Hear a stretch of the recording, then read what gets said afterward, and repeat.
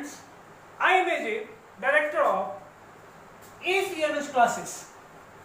जैसा कि मैंने आपको बताया था कि back to back English speaking की क्लास चलेगी, तो आज क्लास 4 में आप लोग की स्वागत है। जैसा कि पहले चमचमाती धूप में भी बच्चे लोग पढ़ने आ जाते थे, शाम को थक हार के घर जाते थे, फिर अगली सुबह फिर वो पढ़ने के क्रम में आ जाते थे। पर इस लॉकडाउन के कारण सभी जगह अंधेरा ही अंधेरा है, सभी जगह उदासी उदासी है।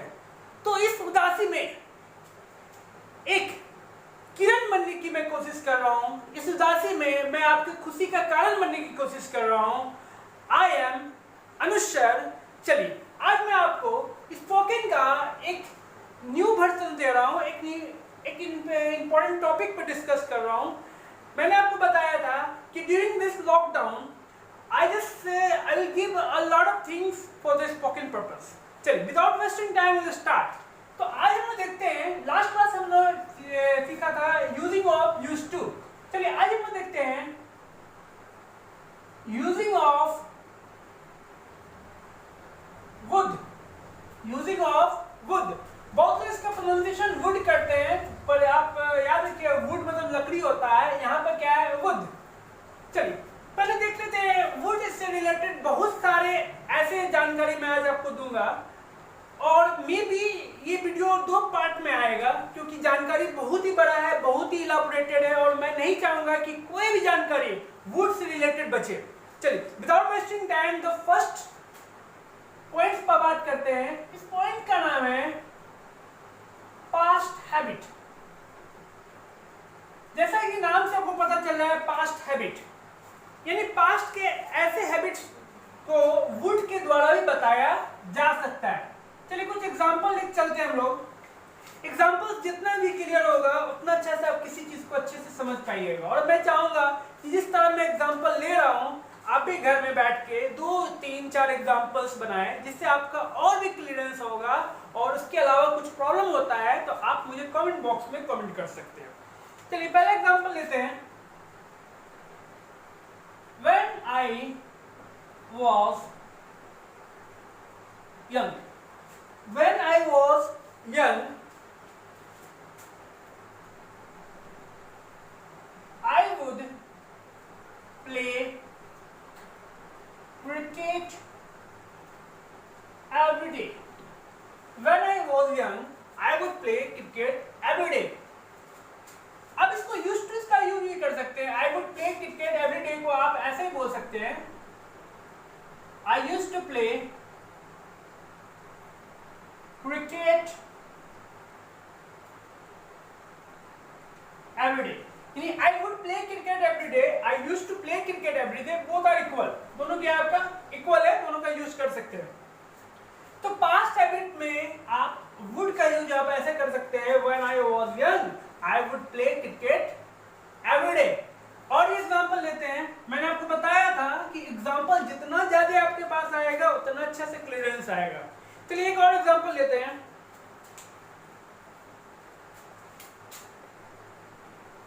When I had a lot of money, when I had a lot of money, I would waste roughly, यानी जब मेरे पास पैसा था तो मैं उसका बर्बादी बिना मतलब का करता था, विदाउट सेंस करता था। या जब मैं जवान था तो मैं क्रिकेट खेलता था। तो यहाँ पर एक तरह से ये पास्ट हैबिट के बारे में बात हो रहा है। तो पास्ट हैबिट का यूज आप इस तरह कर सकते हैं, जिसका यूज करने में आपको वुड का हेल्प लेना पड़ेगा। यानी वुड से आप पास्ट हैबिट के सारे सेंटेंस बना सकते हैं, और आप भी बनाएं। चलिए बहुत सारे पॉइंट्स हैं और डिस्कशन बहुत ज्यादा है, मे बी एक वीडियो में बन जाए, नहीं तो 2 वीडियो में बन सकता है, पार्ट 1 पार्ट 2। मिटाते हैं इसको, हो सकते तो आप इसका स्क्रीनशॉट ले ले।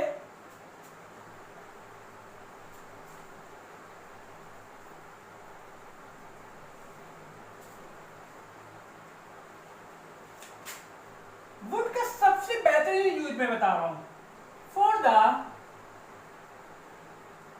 Sense of offer. किसी को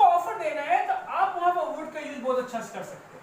किसी को ऑफर देना है तो वहां पर आप वुड का यूज बहुत अच्छा से कर सकते हैं। जैसे एग्जांपल लेते हैं, would you have some tea, would you have some tea, क्या आप चाय लेना चाहेंगे? Would you go to cinema with me? Would you go to cinema with me? क्या आप मेरे साथ सिनेमा जाएंगे या जाना चाहेंगे? तो for the sales of offer के लिए वुड का यूज बहुत अच्छा से होता है। आप इसका यूज इस तरह से कर सकते हो। चलिए नेक्स्ट चलते हैं। बहुत सारे रूल्स है और आज मैं वुड से रिलेटेड सारे रूल्स को बता दूंगा। जाते हैं हम, और एग्जांपल आप लोग ले, जितना एग्जांपल लेंगे उतना अच्छा से क्लियर होगा।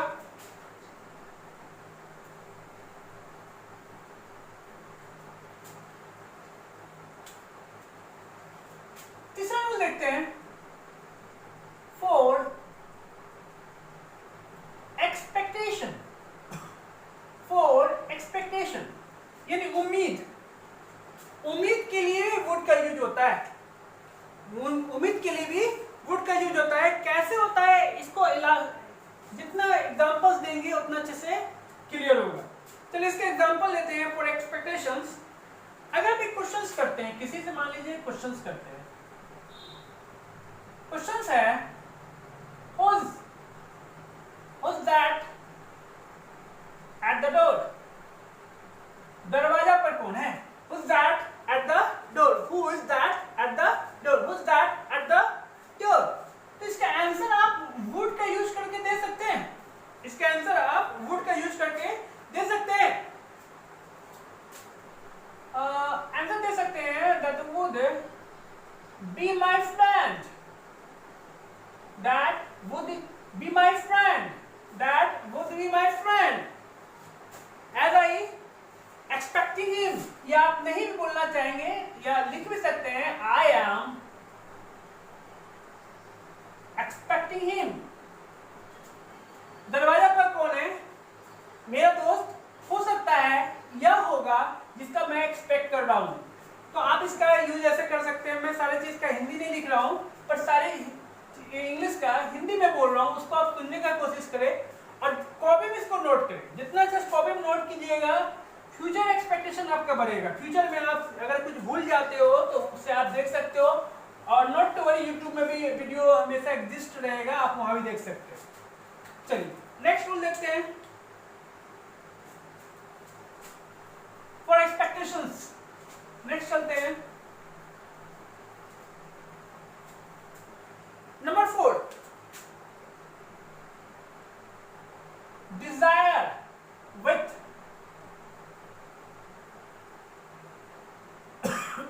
विश। डिजायर्स विथ विश यानी जब विश के साथ किसी तरह का डिजायर की बात करते हैं, इच्छा की बात करते हैं, तो वहां वो वुड लगाते हैं। जैसे example, I wish he would be a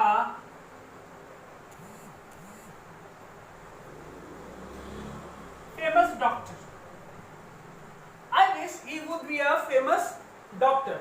मैं इच्छा करता हूं कि वह एक फेमस डॉक्टर बने या बनेंगे, जो भी आप बोल सकते हैं, पर इसका सेंस पास्ट में ही आता है। और एग्जांपल लेते हैं,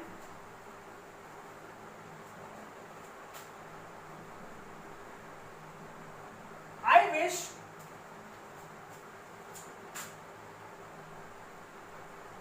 she would come again. I wish he would be a famous doctor. I wish she would come again. तो जब भी डिजायर की बात करते हैं, ये हमारा डिजायर है, ये पॉइंट हमारा डिजायर है। और डिजायर किसके साथ आ रहा है? विश के साथ आ रहा है। तो जब भी डिजायर और विश का कोलैबोरेशन होगा तो वुड का यूज एनी हाउ कीजिए। 100% यहाँ पर वुड का यूज होना चाहिए, ज्यादा अच्छा रहेगा। नोट कीजिए इसको।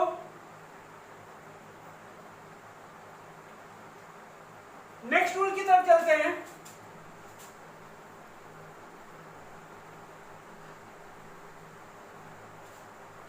रूल नंबर 5,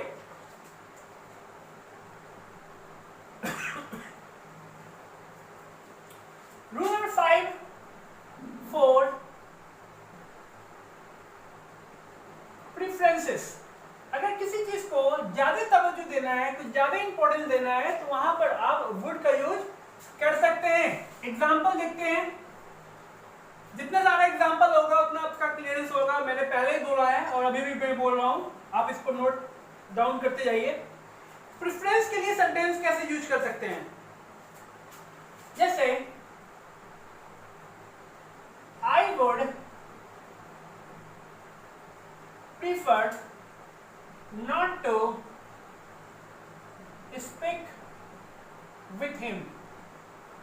मैं उसके साथ बात करना नहीं चाहूंगा, यानी मैं उससे बात करने का प्रेफरेंस नहीं दूंगा, मैं उनको इंपॉर्टेंट देना नहीं चाहूंगा। तो I would prefer not to speak with him. और एग्जांपल लेते हैं, I would prefer to have light food. मैं कुछ हल्का भोजन लेना चाहूंगा। तो वुड के साथ क्या लग रहा है, प्रिफर लग रहा है। वुड के साथ क्या लग रहा है, प्रिफर लग रहा है। तो प्रेफरेंस के लिए भी आप वुड का यूज कर सकते हैं। नेक्स्ट रूल की तरफ चलेंगे। अभी तक 5 रूल्स मैंने आपको क्लियर किया है, बहुत सारे रूल्स है, एक्साइटमेंट बना के रखें। रूल नंबर 6 की ओर चलते हैं, मिटाता हूं मैं इसको।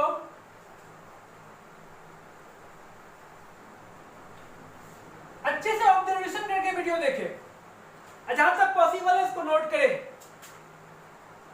रूल नंबर 6,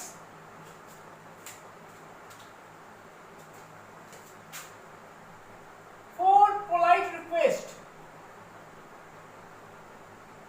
अगर किसी से विनम्र निवेदन करना है, यानी आपको किसी से बहुत ज्यादा अच्छे से निवेदन करके कोई काम करवाना है, तो वहां पर भी आप वुड का यूज कर सकते हो। एग्जांपल लेते हैं, would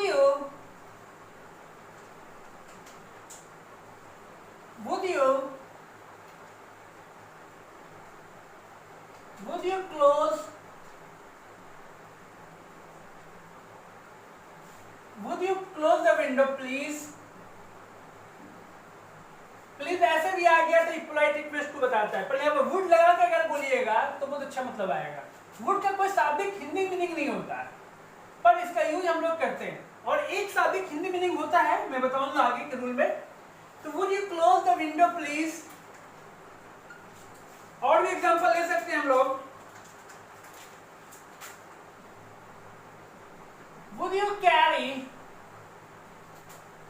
this heavy bag for me? Would you carry this heavy bag for me? तो this call polite request, यानी किसी चीज से, मतलब किसी को अगर आपको रिक्वेस्ट करना है, पोलाइटली रिक्वेस्ट करना है, तो आप वहां पर वुड लगा के बोलिए। वुड लगा के बोलिएगा तो उसमें रिक्वेस्ट में पोलाइटनेस बहुत ज्यादा आएगा। नंबर 7 की ओर चलते हैं।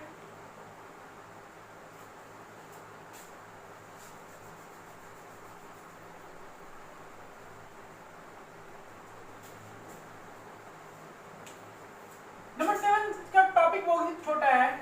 टॉपिक का नाम है डिजायर्स, इच्छा।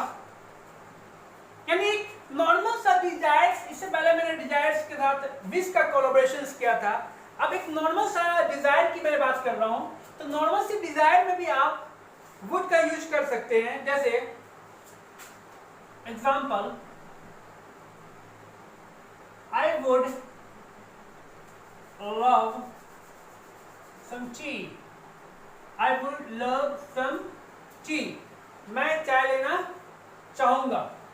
इच्छा बता रहे हैं आप, अपनी इच्छा बताने के लिए would का यूज कर सकते हैं। आप बोल सकते हैं I would beat you right now. किसी को तुरंत पीटना है और पिटने की इच्छा आप जगा रहे हो तो वहां पर वुड का यूज आप कर सकते हो। यानी डिजायर को बताने के लिए भी हम लोग किसका यूज करते हैं, वुड का यूज करते हैं। नोट कर लीजिए।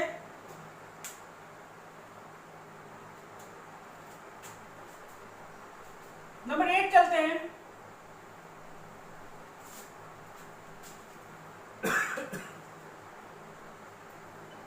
इससे ज्यादा रूल्स नहीं होता है वुड का। अगर आप इतना भी रूल्स देख लेते हैं जो मैं बता रहा हूं आज, तो सारे रूल को अप्लाई किया जा सकता है स्पोकन इंग्लिश में। और स्पोकन इंग्लिश में एक एक टूल्स को लेके हम लोग उसका बहुत ज्यादा इलाबोरेशंस करेंगे। जितना ज्यादा इलाबोरेशंस होगा उसका अप्लाई आप अपने डेली लाइफ में अच्छा से कर सकते हो। नंबर 8 चलते हैं। नंबर 8 का रूल का नाम है future in past. Future in past यानी पास्ट में फ्यूचर। देखिए क्या कह रहा हूं मैं, पास्ट में फ्यूचर। चलिए इसको एग्जांपल से ज्यादा अच्छे से क्लियर करेंगे कि जो भी मैं कहता हूं, जो भी टॉपिक्स का नाम है, जो भी पॉइंट्स का नाम है, उसको जितना भी इलास्ट्रेशंस देंगे उतना अच्छा से क्लियर होगा। चलिए एग्जांपल देते हैं। When I arrived, when I arrived,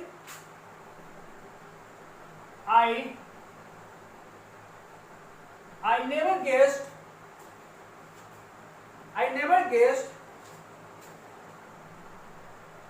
I would find you here. When I arrived, I never guessed I would find you here. मतलब एक तरह से पास्ट का कोई बात है। जब मैं पहुंचा मैंने कभी मतलब एक अंदाजा नहीं लगाया था कि मैं आपको यहाँ पाता या पाऊंगा। यानी ये भी एक तरह से इनकम्प्लीट एक्शन ऑफ पास्ट बता रहा है, पर फ्यूचर को डिनोट कर रहा है। तो when I arrived I never guessed I would find you here. और एग्जांपल लेते हैं। I was surprised. I was surprised. I would meet with you after burning your shop. किसी बंदे की दुकान में आग लग गई है, आग लगने के बाद वो तन्हाई की स्थिति में आ गया है और बहुत दिन से दिख नहीं रहा था। तो तभी एक बंदे को वो दिखा तो वो उसको सरप्राइजिंगली बोल रहा है, I was surprised I would meet with you after burning the shop. तो आप यहाँ पे वुड का यूज अच्छे से कर सकते हो और फ्यूचर को मतलब पास्ट में आप फ्यूचर को बता सकते हो। चलिए आगे बढ़ेंगे रूल नंबर 9 की ओर। हो सकता है थोड़ा सा वीडियो लार्ज हो जाए, पर रूल्स आज वुड को हम लोग सारा खत्म कर देंगे। इससे ज्यादा वुड का रूल नहीं रहे, दूसरा वीडियो की जरूरत ही नहीं पड़े। जब करता हूं मैं इसे, नोट कर लीजिएगा, इसको स्क्रीनशॉट ले लीजिएगा, जल्दी हो जाएगा।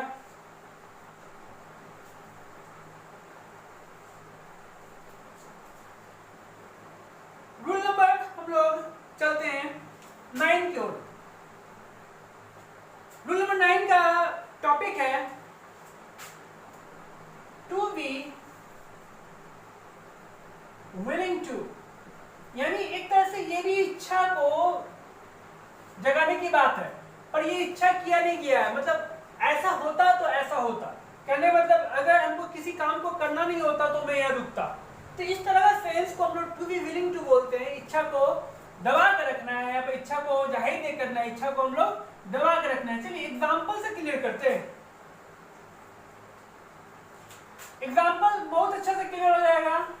I would stay here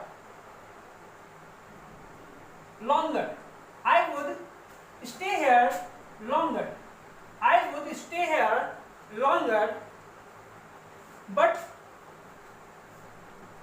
I have to catch the train. मैं यहाँ और अधिक रुकता, पर मुझे ट्रेन को पकड़ना है। ये इच्छा था, पर ये इच्छा को पूर्ति नहीं किया जा सकता था क्योंकि उसके बाद एक रीजन था। मतलब किसी रीजन के कारण आप अगर आप इच्छा को पूरा नहीं कर पा रहे हो तो वहां पर वुड का यूज आप कर सकते हो। I would stay here longer, but I have to catch the train. और एग्जाम्पल लेते हैं। एग्जाम्पल बहुत सारा हो सकता है पर वीडियो भी बड़ा हो जाएगा ना, कम एग्जाम्पल देते हैं जो आपको समझ में आ जाए। और एग्जाम्पल लेते हैं, I would buy this big house, but I don't have money. I would buy this big house, but I don't have money. मैं इस बड़े से घर को खरीदता पर मेरे पास पैसे नहीं है। यानी इच्छा क्या है, घर को खरीदना, पर आपका इच्छा पूरा नहीं हो रहा है क्योंकि आपके पास पैसे नहीं है। आपके पास रीजन है और ये रीजन क्या है, आपके पास पैसे नहीं है। तो आप इस तरह का सेंटेंस में भी वुड का यूज कर सकते हो। नोट कीजिए, थोड़ा फास्ट चलेंगे, 3-4 रूल और है। To be willing to, I would stay here longer but I have to catch the train. I would buy this big house but I don't have money. Note it down. Next rule की ओर चलते हैं। Rule number 10 बहुत ही बेहतरीन rule है। Incomplete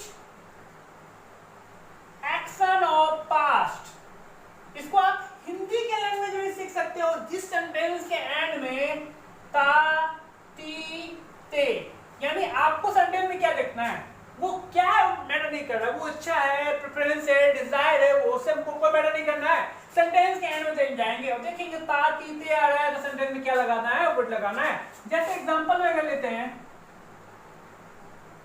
मैं cricket खेलता पर खेल नहीं पाया। मैं उसे पीटता पर पीट नहीं पाया। तो आप इसको बना सकते हो, आई would play cricket, I would beat him. I would play cricket. I would beat him. यानी सेंटेंस के एंड में आपको देखना क्या है, ता, ती, ते। सेंटेंस के एंड में ता, ती, ते रहेगा तो आप वहां पर क्या लगाएंगे, आंख बंद में वुड का यूज कीजिए, क्योंकि ये क्या बताता है, इनकम्प्लीट एक्शन ऑफ पास्ट। यानी वुड का यूज सबसे बेहतरीन हिंदी। तो आप इंग्लिश के सेंस में सीख सकते हैं कि सेंटेंस के एंड में ता, ते, ती रहेगा तो इनकम्प्लीट एक्शन ऑफ पास्ट बताता है, और इनकम्प्लीट एक्शन ऑफ पास्ट में हमेशा क्या लगाते हैं, वुड लगाते हैं। नोट कीजिए इसको। नंबर 11 रूल देखेंगे।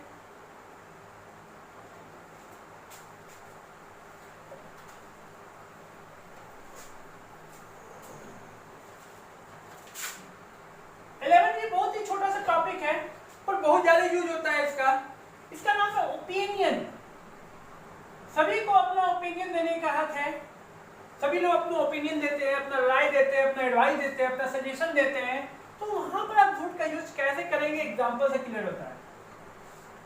ओपिनियन दे सकते हैं आप, जैसा बोल सकते हैं, I would say that, I would say that the blue suit looks better than the red suit for the party. यानी पार्टी के लिए आप ओपिनियन दे रहे हैं। ओपिनियन का बेस क्या है, सूट है। आप किसी को ओपिनियन दे रहे हैं कि ब्लू सूट से ज्यादा अच्छा ये पार्टी के लिए रेड सूट से ज्यादा अच्छा ब्लू सूट पार्टी के लिए अच्छा होगा। आई वुड से का यूज करना ही होता है ओपिनियन देना। आई वुड से अगर आप ऐसे बोलना चाहेंगे और वहां पर कुछ अपना ओपिनियन देते हैं तो ओपिनियन के सेंस में आई वुड से बोल सकते हैं, या आई वुड गेस बोल सकते हैं, आई वुड टेल बोल सकते हैं, आई वुड स्पीक, कुछ भी ओपिनियन देना। ओपिनियन आपको जिस सेंस में देना है आप दे सकते हैं। और एग्जांपल लेते हैं जिससे और भी आपका क्लियर होगा। जितना ज्यादा एग्जांपल उतना ज्यादा क्लियर होगा। आई वुड गेस, देखिए I would guess your sister is better than your brother, यानी आपकी बहन आपके भाई से ज़्यादा अच्छा है। आई वुड गेस, मुझे ऐसा लगता है या मेरा ओपिनियन है। तो ऐसे भी आप लोग बोल सकते हैं I would guess, I would say. जितना अच्छा से बोलिएगा एग्जाम्पल्स और जितना से बोलने में यूज कीजिएगा उतना जगह आपका इंग्लिश इम्प्रूव होगा। रूल नंबर देखते हैं 12।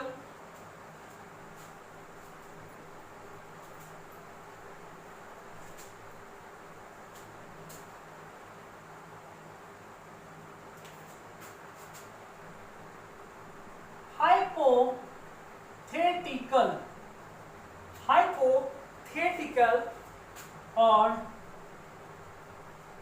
इमेजिन्ड सिचुएशन, हाइपोथेटिकल और इमेजिन्ड सिचुएशन, तो काल्पनिक जो स्थिति होता है, मनोदशा होती है, उसमें भी आप वुड का यूज कर सकते हैं। जैसे एग्जांपल लेते हैं, इसमें कंडीशंस होता है। If I had a $1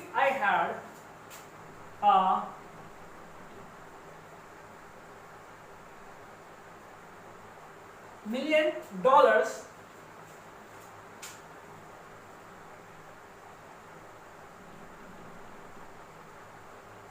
I would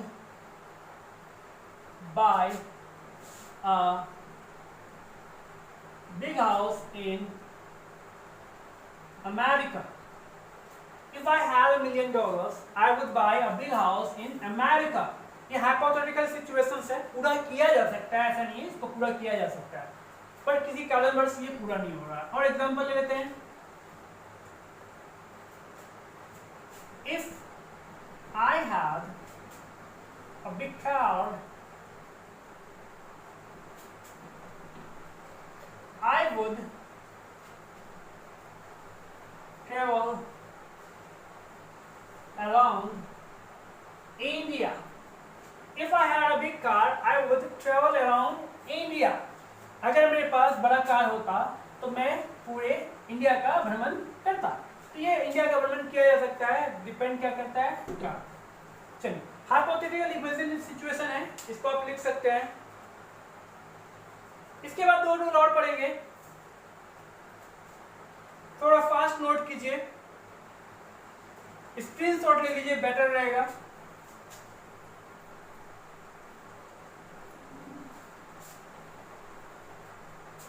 इसी से एक रिलेटेड और कंडीशंस है, रूल नंबर 13 देखते हैं। Conditions which never be fulfilled. Conditions which never be fulfilled.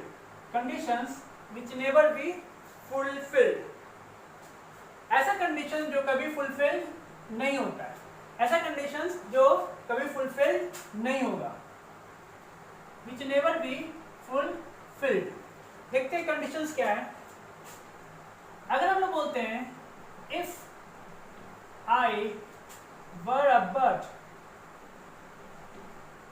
I would fly in the sky. अगर मैं चिड़िया होता तो मैं आकाश में उड़ता। इससे पहले वाला सेंटेंस का भी साउंड सेम था, इसका भी साउंड सेम है, पर यहाँ पर जो कंडीशन है कभी फुलफिल नहीं हो सकता है। आप कभी चिड़िया हो नहीं सकते और आप आकाश में कभी उड़ नहीं सकते। तो इस सेंस में आप वुड लगाइएगा, और जब कंडीशन जो नेवर भी फुलफिल्ड होता है उसमें आप क्या लगाइएगा, हमेशा वर्ड लगाइएगा। और एग्जांपल लेते हैं, if I were a ghost, if I were a ghost I would scare you. अगर मैं भूत होता तो मैं आपको डराता, मैं भूत होता तो आपको क्या करता, डराता। तो भूत आप हो नहीं सकते। बहुत लोग बोलते हैं मरने के बाद भूत बनते हैं, क्या गारंटी है मरने के बाद भूत बनेगा? अब तो गारंटी तभी हो सकता है जब आप मरेंगे। अब भूत बन के गारंटी देंगे कि हम तो मर गए, हम तो बोले थे भूत बनेंगे। तो if I were a ghost I would scare you. अगर मैं भूत होता तो मैं आपको डराता। एक तरह से कंडीशंस है which can never be fulfil. इससे पहले भी कंडीशंस था जो फुलफिल होता है पर किसी कारण से फुलफिल नहीं होता है। तो इसमें बस ज्यादा अंतर नहीं है, उसमें हैड लग रहा है, इसमें क्या लग रहा है, वर्ड लग रहा है। पर दोनों का जो दूसरा कंडीशन है जो डिपेंडेंट पार्ट्स है उसमें हमेशा क्या लग रहा है, वुड लग रहा है, तो वुड का एक बहुत अच्छा यूज ये भी है, आप यूज कर सकते हैं। चलिए एक और रूल देखते हैं, नोट कर लीजिए। आई होप सबको समझ में आ रहा होगा। अगर किसी तरह का प्रॉब्लम हो तो आप हमें कमेंट बॉक्स में कमेंट करें, क्योंकि हमें अंग्रेजी में क्रांति लाना है, और अंग्रेजी में क्रांति तभी आएगा जब आप क्रांति लाना चाहोगे। आपके क्रांति लाने से अंग्रेजी में क्रांति आएगा। चलिए लास्ट रूल देखते हैं हम लोग, वुड का सबसे लास्ट रूल। अब बहुत ही अच्छा रूल है,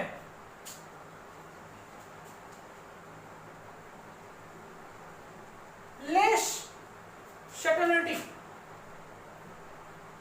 यानी शटर्निटी क्या है, बहुत ही लेस है, और इसको आप सरप्राइज भी बोल सकते हैं। किसी का बिहेवियर से कभी कभी हम लोग सरप्राइज हो जाते हैं, कभी कभी हम लोग खुद इतना खुश होते हैं पर पता नहीं चलता खुश क्यों है। कभी कभी हम लोग बिना किसी गम का रोना स्टार्ट कर देते हैं पर पता ही चलता है गम क्या है। तो इसी उलझन में जिंदगी चल जाती है। तो चलिए जिंदगी जब जा रही है तो सेंटेंस बना के जाते हैं ना हम लोग, कुछ सीख के जाते हैं ना। चलिए वुड का सबसे लास्ट यूज देखते हैं, लेस सर्टेनिटी और सरप्राइज। एग्जांपल से क्लियर होगा। he would